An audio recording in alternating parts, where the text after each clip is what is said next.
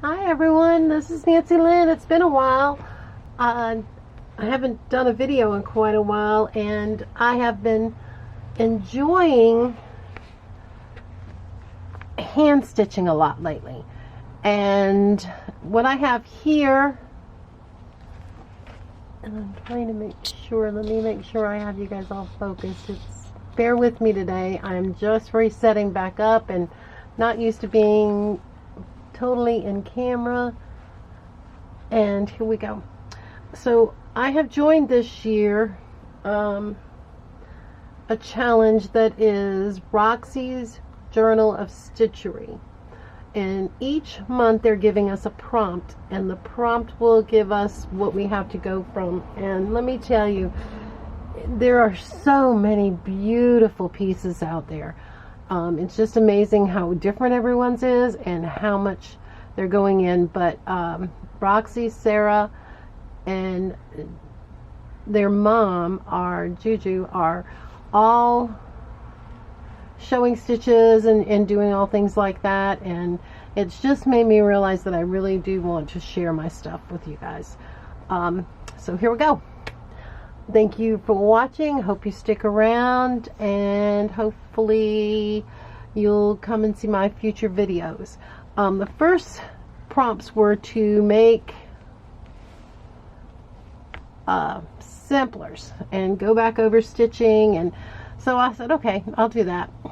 And I started doing it. I've been watching Ann Brooks and Rachel with Roxy's Creations, and Sarah with the different things they've been doing, and I just hadn't, I actually have been joining in, but I was doing something different with the prompts rather than what they were suggesting. But this time I went with the prompts. This first one, our first prompt, was lace and a bunny. And so what I have done with this is there is all different kinds of vintage lace on here. Most of all of my fabrics that I'm using for my hand stitching are all reclaimed. They had another purpose, another life before they came in here. Up here, which I don't know, and I can't bring it up too close to the camera because for some reason the camera just does not want to autofocus. I used some beading up here, and I did like crazy patchwork quilting type of stitches. This piece of material here is from a 1930s fabric, what do they call them? Anyway, the things that use flour sacks and stuff like that. And it had a piece of lace on it, so I used that. This is from a pair of knee anchors that I didn't like, and all of the lace is all claimed from other pieces of that it came off of. This was off of a dress. And what I have done is I have done a running stitch going all the way through after it's all a patchwork, and then the running stitches. You'll hear running stitches, campus stitches, borrow stitches. It's a way of mending is what it is, but it's also very mindful. When you're just doing it, you just kind of go off to another world. I did a herringbone stitch on this piece of Dupioni silk, and I continued it off as just a little tag coming off on the side of here. Now this lady here is my grandmother. I never met her, and unfortunately she passed away. I know she had to have been a strong lady to create my dad. So this, I've decided to dedicate this to the strong women that have left before me in this world, and as kind of a remembrance book. I've lost quite a couple of friends this year, and so plus my, most of my support system of the women have gone. And so I wanted something that I could hold, that was soft, that I could cuddle and remember them. So, and of course it had to have a bunny, so there's a tiny little bunny, and I did a little turkey work for his tail. It is all needle turned, and And so that's the story of the first page. This was for January. Now I'm late coming in. I didn't start doing this until March. So I'm playing catch up, trying to catch up with everybody because they're already 3 months in. So that was that page.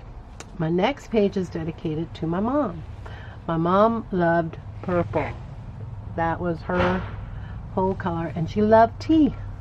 So of course a teacup, and what I did was I just drew out a little pattern for a teacup, cut it out, and I needle turned it to put it on here, and then I embroidered over the top of it, a little bit of embroidery. I've always wanted to try the silk ribbon roses, and so this is kind of my first attempt at the silk ribbon roses. The doilies here were, I don't even know, I've had them for a long time, and my mom loved crochet, and so I put those on there. I put some French knots around here. I ran a ribbon through this one, and then did kind of a no-show stitch to stitch them all down. This one is got a back stitch all the way around it. The flowers are all on there, and inside the little flowers is a little pearl in each one. Around here I just put some lace around her photo. I had some trouble with the photos at first because I ordered paper, and I ordered transfer paper, and it was more like plastic, and it wouldn't transfer for me. I couldn't get it to iron on. So I ordered some fabric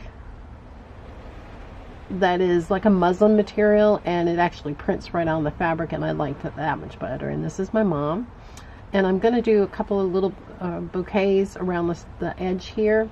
I used all crochet lace. She loved to crochet, and so that's kind of in remembrance of her. But this is this one, and then this next one, it's bright. And this one is dedicated to my aunt, my mom's sister, Celine. And she loved pink. One was purple and one was pink. And so I decided to do this all in pinks. Now this one, the prompts for this one was butterflies and repurposed fabric, which fit in fine because that's all I, what I use is the repurposed. Now repurposed for it, this was a nightgown. This was the buttons in the front of the nightgown. This was part of the neckline from the nightgown, and it has lace on it, so I just decided that, and I left this end kind of ruffly. This is a picture of my Aunt Celine, and I put a little bit of lace around it. I'm still working on this. You can still see there are still edges here. You'll see my basting stitches. I always baste my fabrics down. It's just so much easier than dealing with pins. And then at the end I'll pull them stitches out if I remember. This here, and so my next video will be on making the butterflies for this. And let's see, this is a little crocheted flower that I did, and a yo-yo. These are all satin stitched, the leaves and the roses. I'm not sure that I like this on there. It's kind of growing on me. The flower that's underneath it, I think I got tired of satin stitching, so I decided, oh, I can put a yo-yo on there. But I may go back and finish the satin stitching. I've got some cross stitching on here. Lots of running stitches to hold it through. I'm still working on some of the running stitches or campus stitches, whatever you'd like to call them. And I even left the tag on it. The name of it was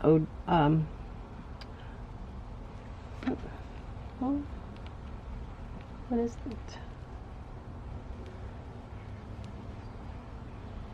Adana, and I don't know, I just like leaving it there. Thought it added a little bit of extra texture. And so these are the ones that I have been working on. So this is my March, not yet completed. This is my February, and like I said, I'm still going to put a few flowers around the photo, and each one of mine for this challenge will have photos. And then this one here was Bouncing Bunny and lace.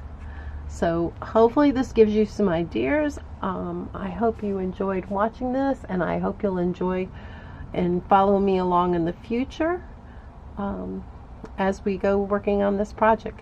And thank you, Roxy's Creations, for sponsoring this. Thank you. Bye-bye.